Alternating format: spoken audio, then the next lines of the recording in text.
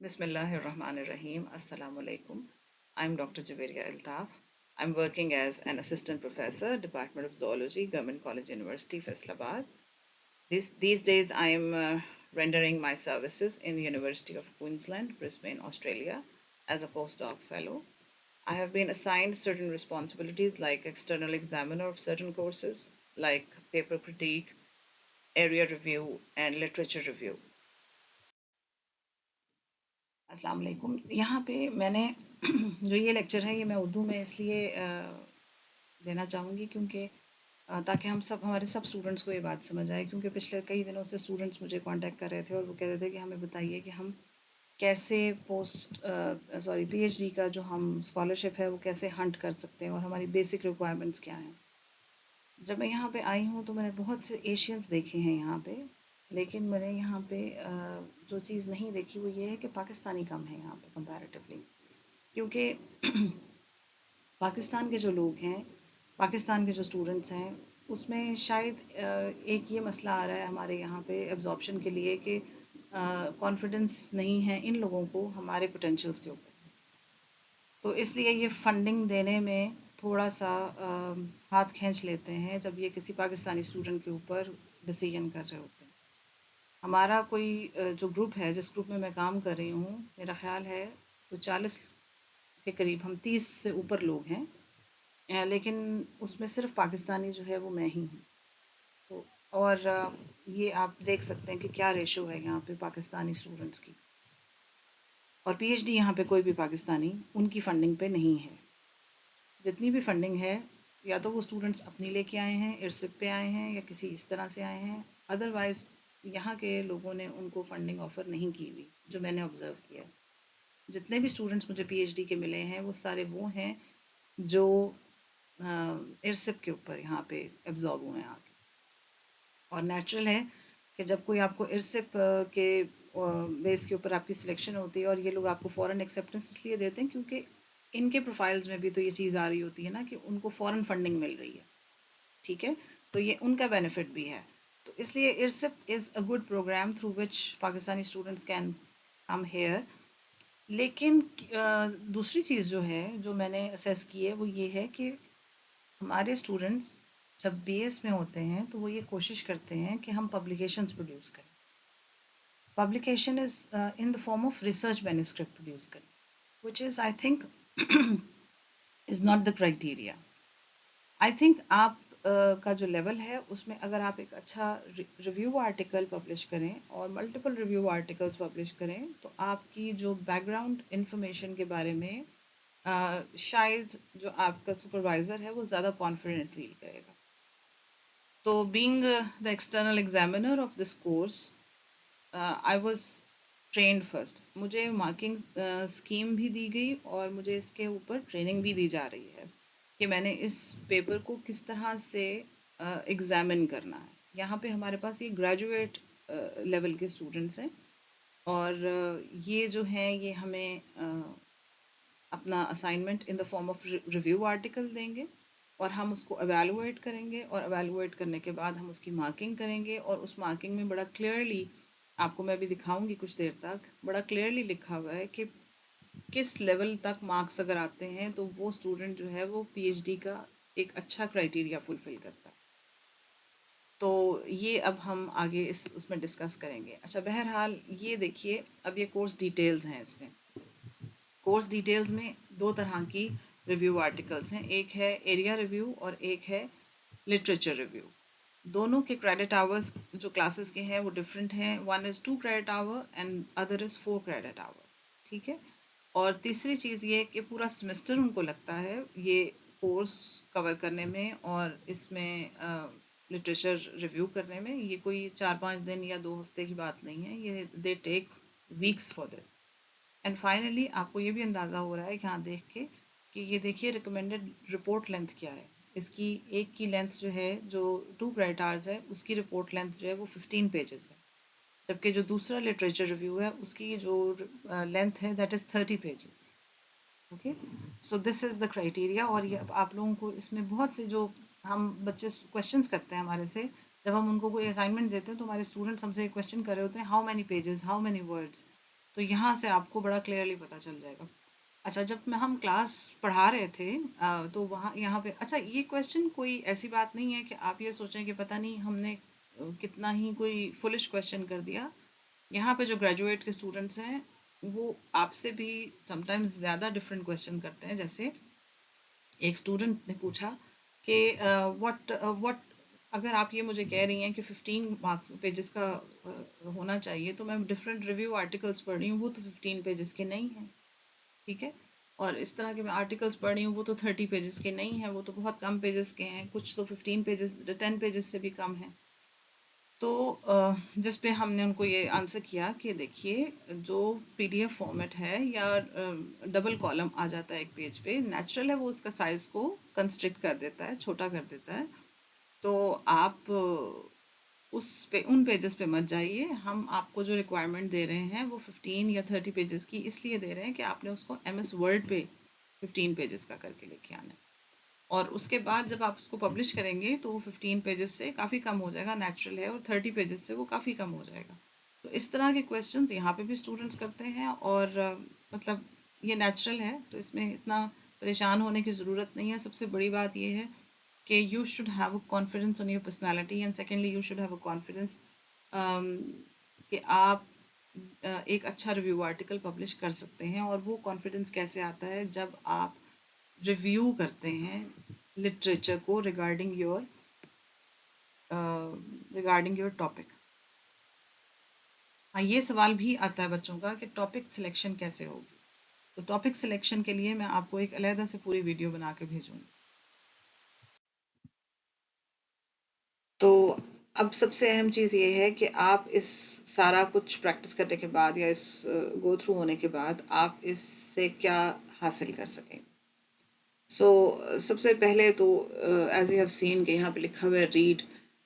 तो बहुत से स्टूडेंट्स में हमने ये देखा है कि हम जब उनको ये कहते हैं कि आप इससे रेलिवेंट पेपर्स पढ़ें, स्पेशली पाकिस्तान में जो मेरा अपना एक्सपीरियंस है वो ये है कि जब हम उनको कहते हैं कि पेपर्स पढ़ें, तो वो पेपर समटाइम्स डाउनलोड भी कर लेते हैं, समटाइम्स उसका प्रिंट भी ले लेते हैं, लेकिन they do not know how to read the paper and what particular points are required to be considered.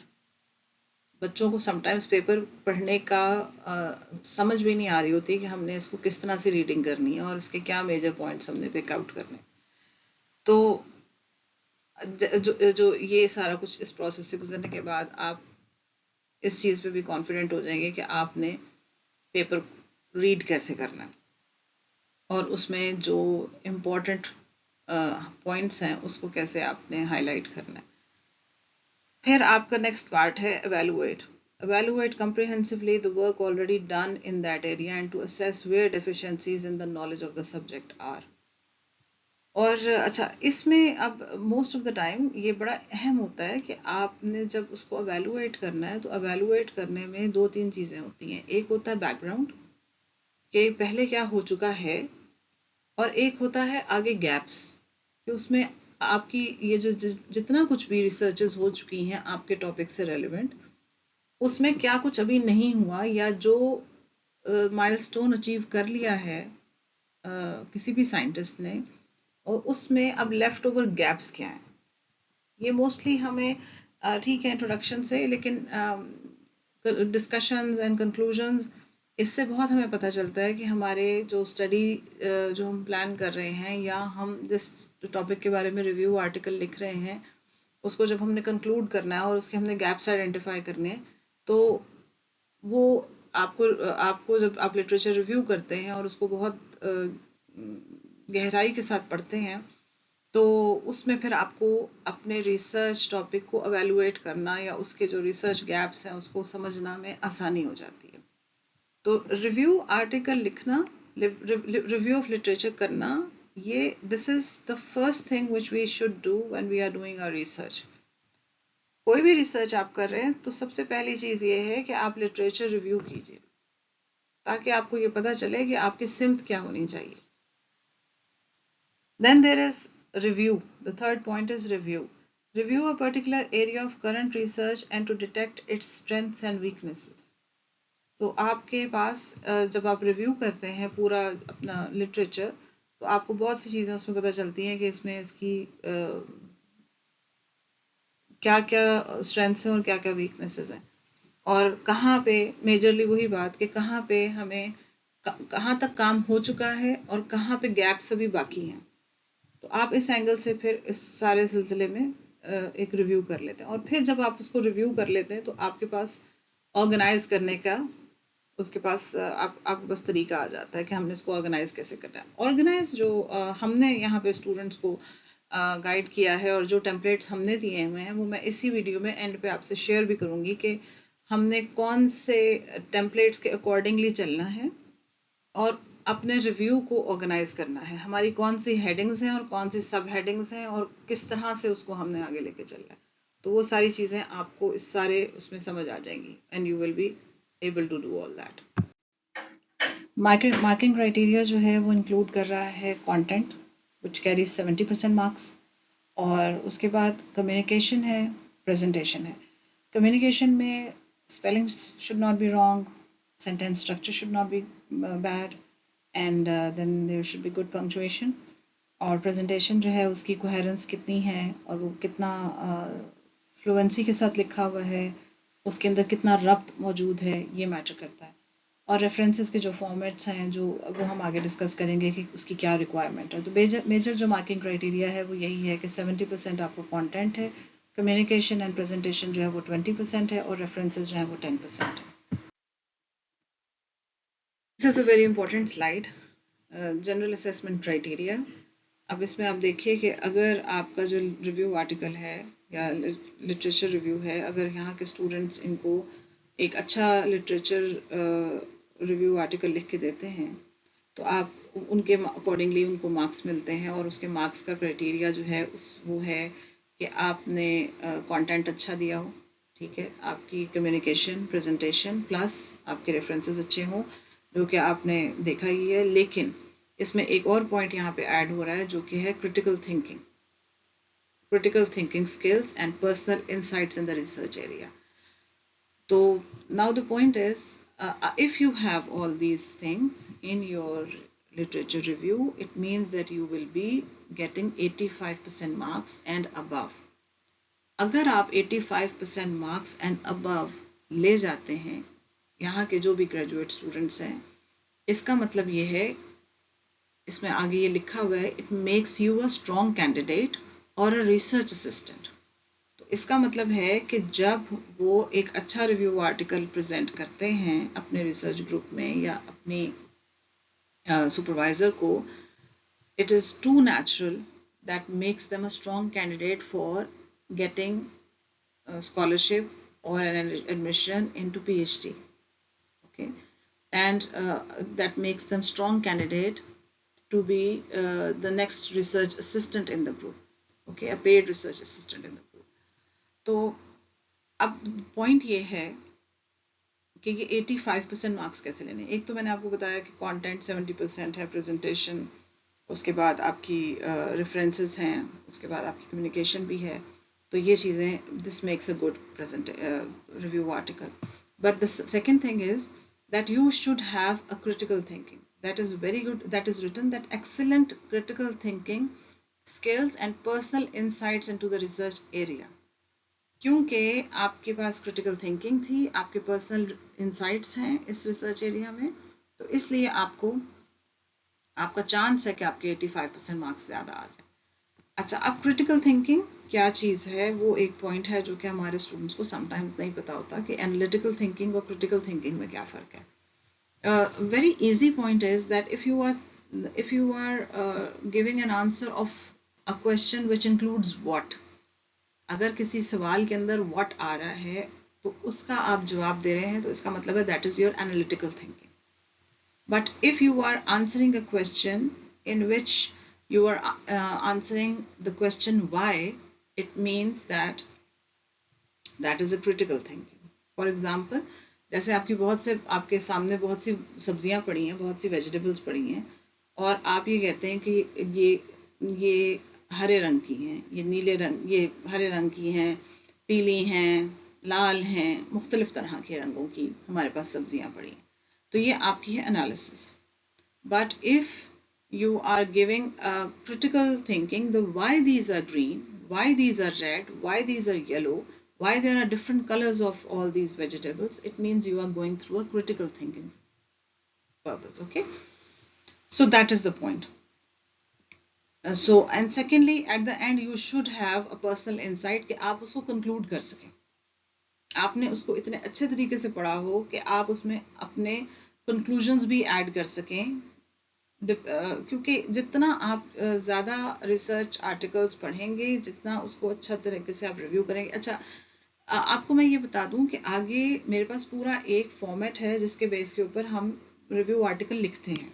ठीक है, कि पहले क्या होना चाहिए और उसमें क्या डिस्क्रिप्शन होनी चाहिए, फिर दूसरी हेडिंग क्या होगी, उसके अंदर क्या डिस्क्रिप्शन होगी, तो वो that is not an issue. The point is that what you should have, the content should be good, the presentation, the communication and references should be there. And thirdly, what you should have, what is considered, यहाँ पे क्या ज़रूरी है वो है critical thinking, कि किसी student ने critical thinking की है, क्या उसने why it is happening so, in questions को कहीं से ढूंढा है, लिटरेचर इतना उसने सर्च किया है, और क्या फिर उसने अपनी पर्सनल इनसाइट्स, अपने पर्सनल कंक्लूजन्स क्या उसने उसके अंदर थोड़े बहुत ऐड किए हैं। तो इसका मतलब है कि उसके अंदर एक रिसर्च थिंकिंग मौजूद है।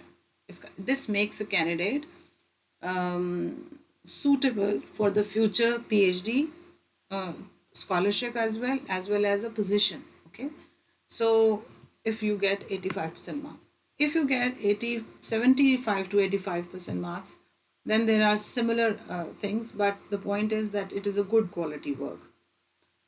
Thirdly, 65 to 75% also says that it is a potential candidate, but keep it in mind that when there are better students or better options available, the supervisor will never opt the lower category students. So it's important to put your maximum into your work. आप अपनी पूरी potential उसके अंदर add up करें, फिर ही आपके chances हैं कि आप उस सारी चीज़ को अचीव कर सकें। और अगर आपके पास जिस तरह 55% पे आप आ रहे हैं और उसमें आपकी लिटरेसी, क्रिटिकल थिंकिंग या ऑर्गेनाइजेशन, प्रेजेंटेशन वैसी नहीं है, अंडरस्टैंडिंग आपने उस तरह से, आपकी अंडरस्टैंडिंग नज़र नहीं आ रही सब्जेक्ट की, तो नेचुरल है you will get low marks and you will not get any PhD position. So PhD candidate is on your PhD position or your PhD scholarship can only be 100 if you have 75% plus marks in that particular thing. तो इसकी naturally आप तो उसको as a course opt नहीं कर रहे ना, लेकिन आप उसमें अपनी पब्लिकेशन के लिए तो ट्राई कर सकते हैं ना कि हम रिव्यू आर्टिकल पब्लिश करें, और जितना अच्छा आप उसमें उसको लिखेंगे तो आपकी तो मार्किंग वही है कि आपने किसी अच्छे जर्नल में उसको पब्लिश कर लिया।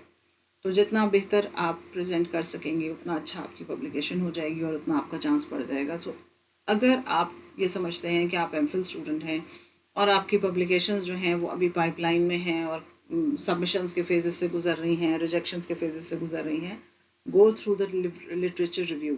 इट्स इम्पॉर्टेंट कि आप लिटरेचर रिव्यू की तरफ जाएं और फ़ौरन से अपने अपने अपने आप को टाइम को ज़ाया ना करें, और अपने जो है why to go after people for the publications, it's better to write a review, sit and write a review. Okay, but if you have less than 50%, it means that you are not fulfilling any criteria, and even you are not fulfilling the criteria of passing this course. So that is all about it. तो अब सबसे अहम चीज़ ये है कि जब हम 70% content को अहमियत दे रहे हैं तो कंटेंट में कौन कौन सी चीज़ें जो हैं वो दरकार। Number 1 is the topic clearly explain and put into context. क्या आपने जो टॉपिक चूज़ किया है वो क्लियरली एक्सप्लेन हुआ है? आपने जो भी आप इंट्रोडक्शन दे रहे हैं अपने टॉपिक का, तो उसमें क्या आप क्लियरली अपने टॉपिक को एक्सप्लेन कर रहे हैं?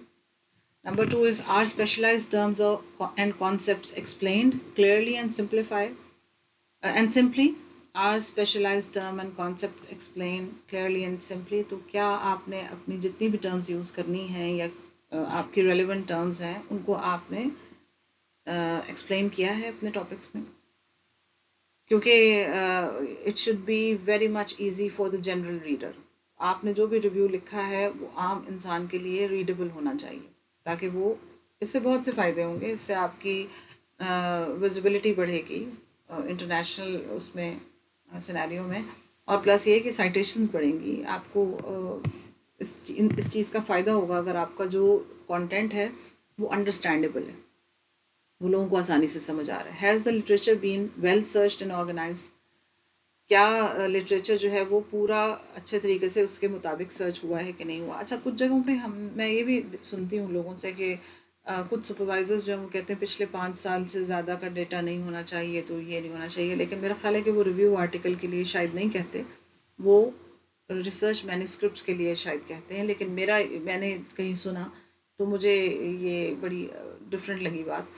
तो बात कहने की मकसद ये है कि जब आप लिटरेचर रिव्यू कर रहे हैं, you should have even the historical background of that particular concept, कि उसको बिल्कुल आपने हर तरह से उसको छानबीन करके लिखना है कि क्या है।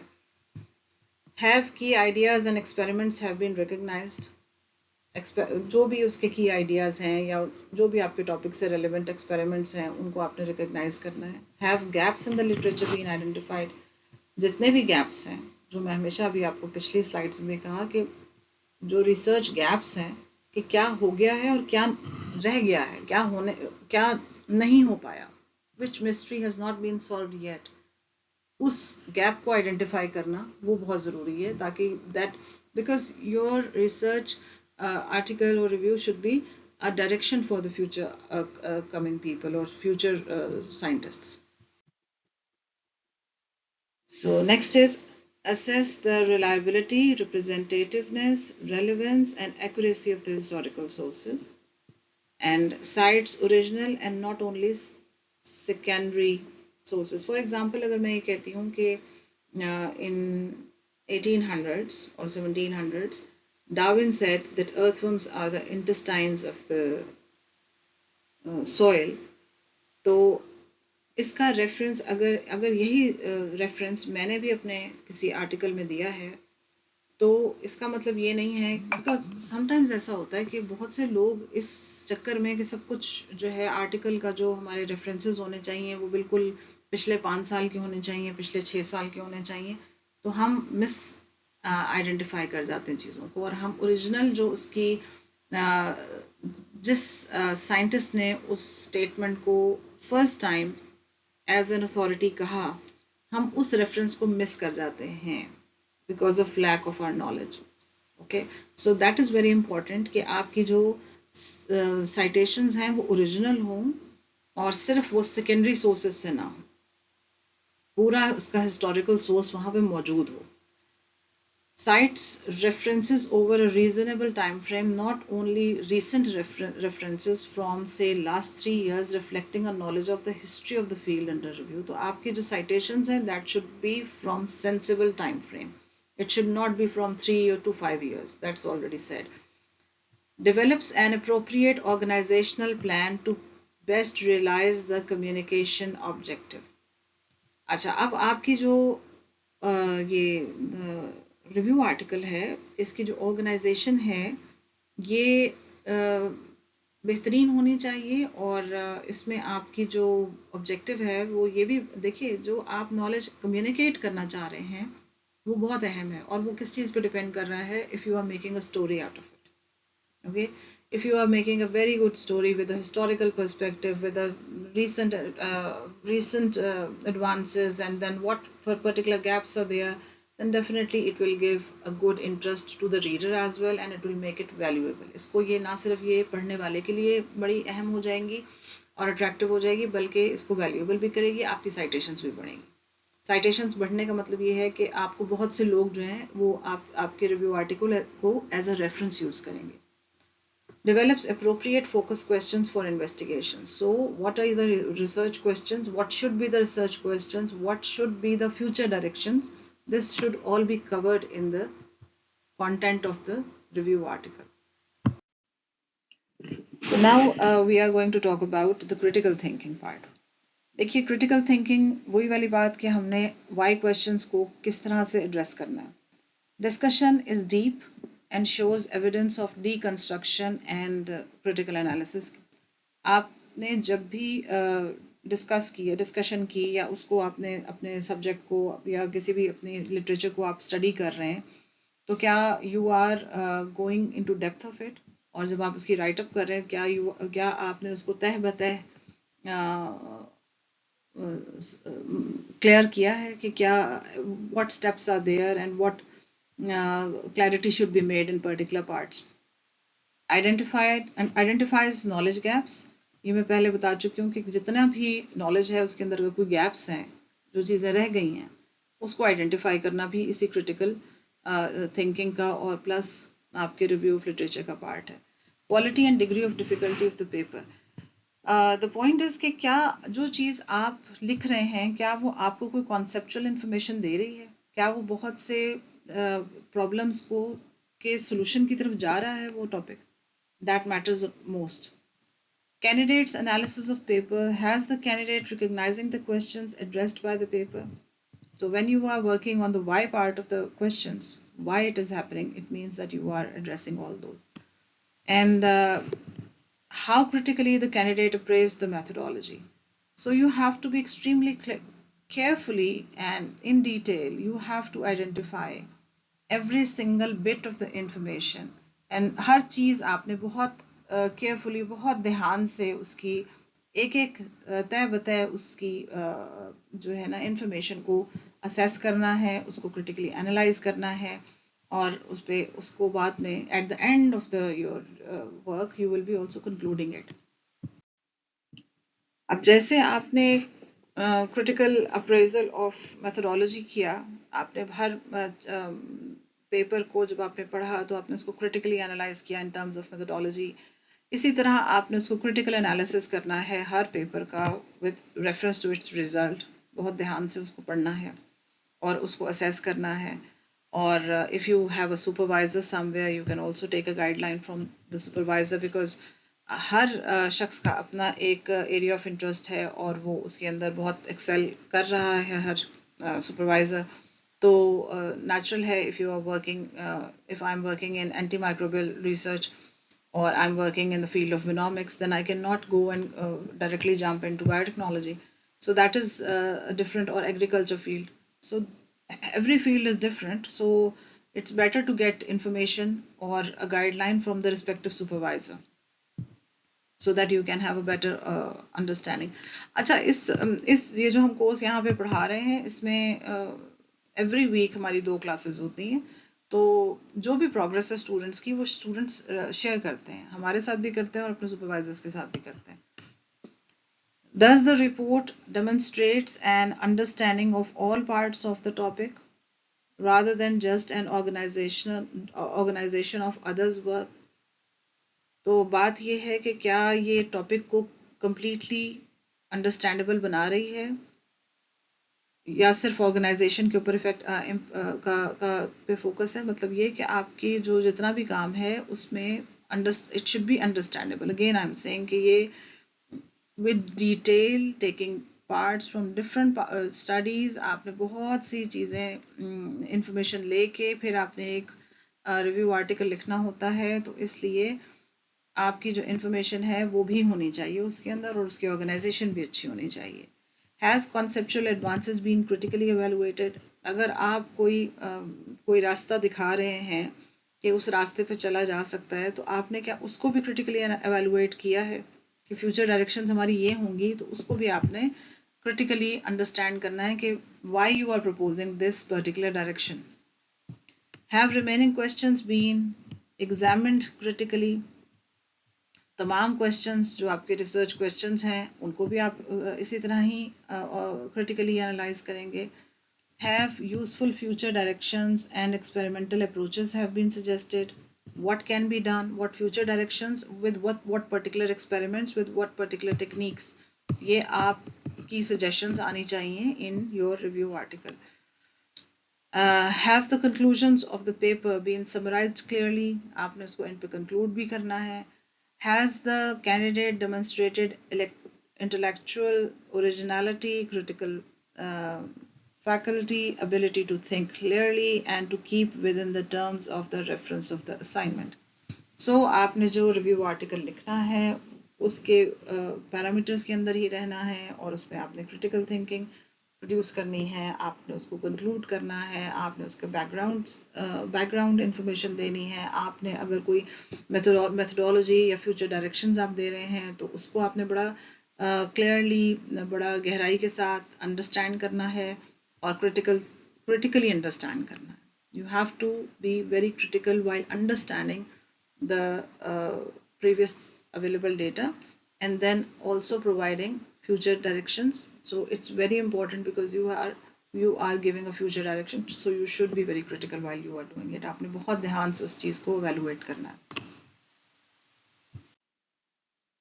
Now the topic is communication and presentation. जैसे कि हमने content के ऊपर डिस्कस कर लिया कि content हमारा 70% मार्क्स और क्राइटेरिया उस पर है, तो हमने कंटेंट में क्या क्या कुछ होना चाहिए. अब हम कम्युनिकेशन एंड प्रेजेंटेशन के ऊपर आएंगे. Is the meaning of the report clear in all places. आपकी बात अंडरस्टैंडेबल होनी चाहिए, समझ आनी चाहिए. तो ये एक मेजर क्राइटेरिया. अगर पढ़ने वाले को समझ ही नहीं आएगी तो उसका कोई फ़ायदा नहीं है. Present an argument with clarity and fluency of expression.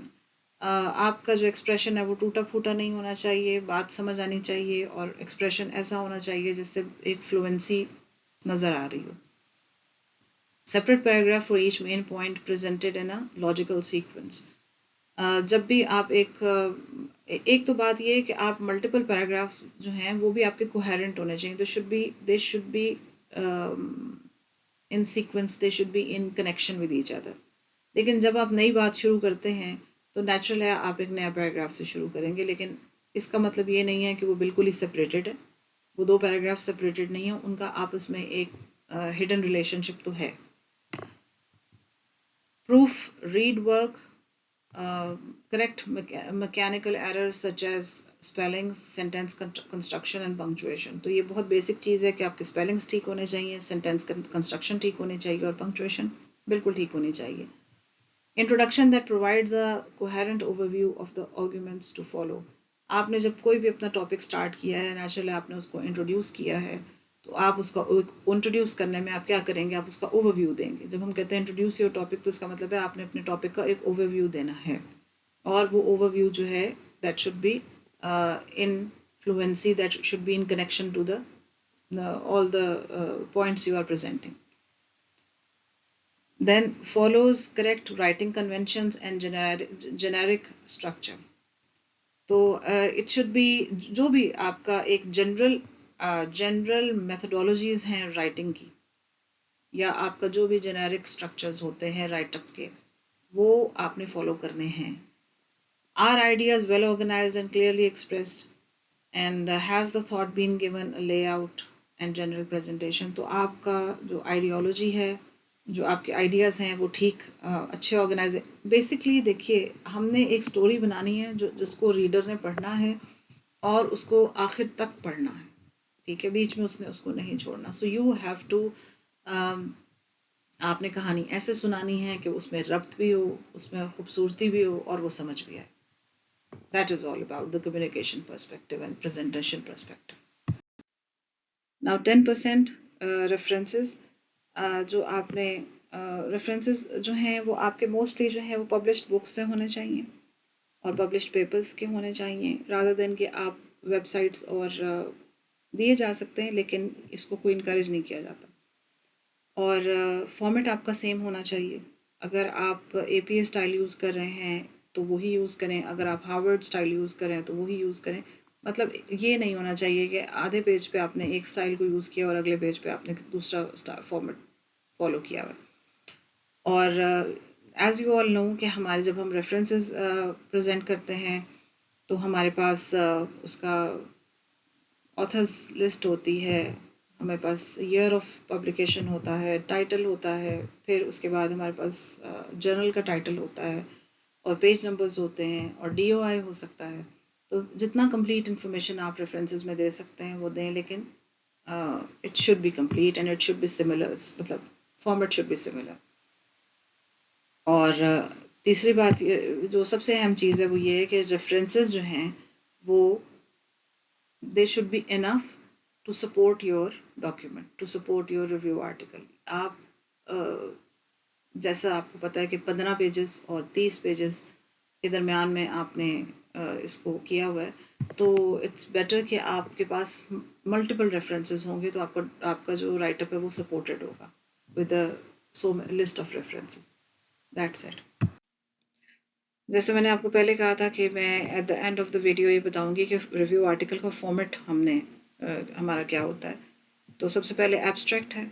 अगर तो जैसे हम 15 पेजेस का प्लान कर रहे हैं एरिया रिव्यू लिखने के लिए, तो it would not be the abstract would not be more than 150 words. लेकिन अगर हम प्रॉपर लिटरेचर रिव्यू लिख रहे हैं, रिव्यू आर्टिकल प्रॉपर हम कर रहे हैं और वो अप्रॉक्सीमेटली 30 पेजेस का है, तो the abstract would be may reach up to 5 to 600 words. And इसकी किसके बारे में होगा, what is it about, किस चीज़ को ये फोकस करेगा, ये ब्रीफ समरी देगा आपके रिव्यू की।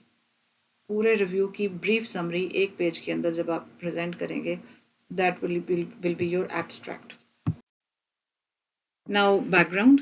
बैकग्राउंड में आपने क्या डिस्क्राइब करना है, आपने पूरा, एक तो सबसे पहले आपने उस सिस्टम को जो जिसके बारे में आप बात कर रहे हैं। फॉर एग्जांपल, जैसे मैं एग्जांपल आपको देती हूँ वर्मी कंपोस्ट की, कि हमने वर्मी कंपोस्ट प्रोडक्शन के ऊपर अगर हम काम कर रहे हैं या वर्मी कंपोस्ट टेक्नोलॉजी के ऊपर हम काम कर रहे हैं, तो उसका तमाम सिस्टम का पूरा एक रिव्यू, कहाँ से शुरू हुआ और कैसे शुरू हुआ, किसको आइडिया आया, step by step incremental steps में वो कैसे इवॉल्व हुआ, ठीक है। और उसके अंदर जितनी टर्मिनोलॉजीज हैं, जितना भी उसके अंदर टर्म्स यूज हुई हैं, उनको आपने अपने रीडर को समझाना है। और फिर आपने क्या समझाना है, द एस्टैब्लिश्ड फंक्शन और role of the components of the system, और इसका फंक्शन क्या है, रोल क्या है। फॉर एग्जांपल, अगर मल्टीपल अप्रोचेस यूज हो रही हैं for the development of vermi compost, for the development of or for the waste management, through waste management, तो वो तमाम चीज़ें आपने इस बैकग्राउंड में समझानी हैं, और लोगों ने उसको उस जो टेक्नोलॉजी है या उस प्रोसेस है उसको किस किस तरह से यूज़ किया है, यूटिलाइज किया है, ठीक है। ये आपने तमाम बातें उसको समझानी है अपने रीडर को। Recent advances. अच्छा, अब रीसेंट एडवांसेस, आप रीसेंट किसको कह रहे हैं, that is also your intellectual thought, that you do have a freedom of intellectual thought. कुछ चीज़ें ऐसी हैं जिनके ऊपर बहुत काम हो रहा है, और they are new things are being explored day by day.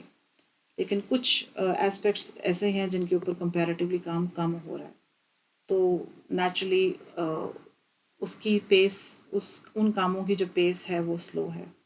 तो आपने ये आइडेंटिफाई करना है कि जिस चीज़ के ऊपर आपने रिव्यू आर्टिकल लिखा है, is it a slow paced और इज़ इट फास्ट पेस्ड, क्या इस पे बहुत काम हो रहा है या इस पे कम काम हो रहा है। तो रीसेंट फिर आप उसी हिसाब से उसको कहेंगे। फॉर एग्जांपल, अगर बहुत काम हो रहा है तो रीसेंट एडवांसेस में आप पिछले 5 साल का डेटा ले सकते हैं, और अगर उस पर बहुत स्लो पेस है तो आप पे डिपेंड करता है कि आप 8 से 10 साल को भी उसमें लेके आना चाहेंगे रीसेंट एडवांसेस में या क्या। तो ये इंटेलेक्चुअल फ्रीडम जो है ये आपके पास मौजूद है, इसके ऊपर कोई बहुत सेट रूल्स नहीं है। ये जैसे जैसे आप पेपर्स निकालेंगे, पढ़ेंगे, समझेंगे, तो आपको अंदाज़ा हो जाएगा कि मुझे रीसेंट एडवांसेस में क्या रखना है और बैकग्राउंड इन्फॉर्मेशन या हिस्टोरिकल उसमें मुझे क्या रखना है। फॉर एग्जांपल, क्या आप उसको 5 साल का जो अरसा है उसको रीसेंट एडवांसेस में रखना चाह रहे हैं, या उससे पहले के टोटल 10 सालों को लेना चाह रहे हैं, या उससे, या ये आप पे डिपेंड करता है, दैट इज़ योर चॉइस। लेकिन आपकी जो भी फाइंडिंग्स हैं आप उसको कैटेगराइज करेंगे रीसेंट एडवांसेस में। और जो डेटा ऐसा है, फॉर एग्जांपल, एक साइंटिस्ट जो है उसने कुछ रिपोर्ट्स, पॉजिटिव रिपोर्ट्स दी हैं किसी भी इवेंट के बारे में, और दूसरा साइंटिस्ट जो है वो नेगेटिव रिपोर्ट्स दे रहा है, तो आपने उस कंट्रोवर्शियल और कन्फ्लिक्टिंग डेटा को भी कंपेयर करके और उसके ऊपर भी ज़्यादा अटेंशन देनी है और ज़्यादा उसको असेस करना है, ताकि because you are going to give a pathway to the future scientist. So आपने ये असेस करना है कि क्या ये कन्फ्लिक्टिंग जो रिपोर्ट्स आ रही हैं उनमें कौन सी रिपोर्ट्स जो हैं they are better, they are sensible, और कौन सी रिपोर्ट्स को हमें बॉदर नहीं करना चाहिए।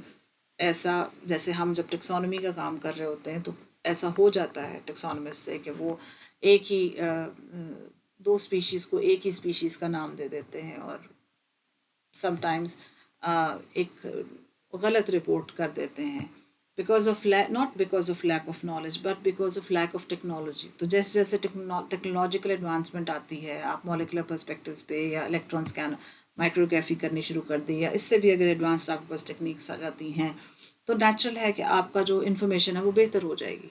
तो ये फिर कन्फ्लिक्टिंग रिपोर्ट्स तो जनरेट होती हैं।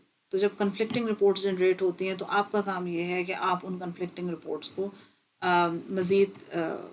मज़ीद उसकी इंफॉर्मेशन कलेक्ट करें, उस पर क्रिटिकल एनालिसिस दें और अंडरस्टैंड करें और करवाएं भी अपने रिव्यूअर, अपने जो रीडर है उसको, कि how it is going on, what should be done and what should be considered correct and what should not be considered.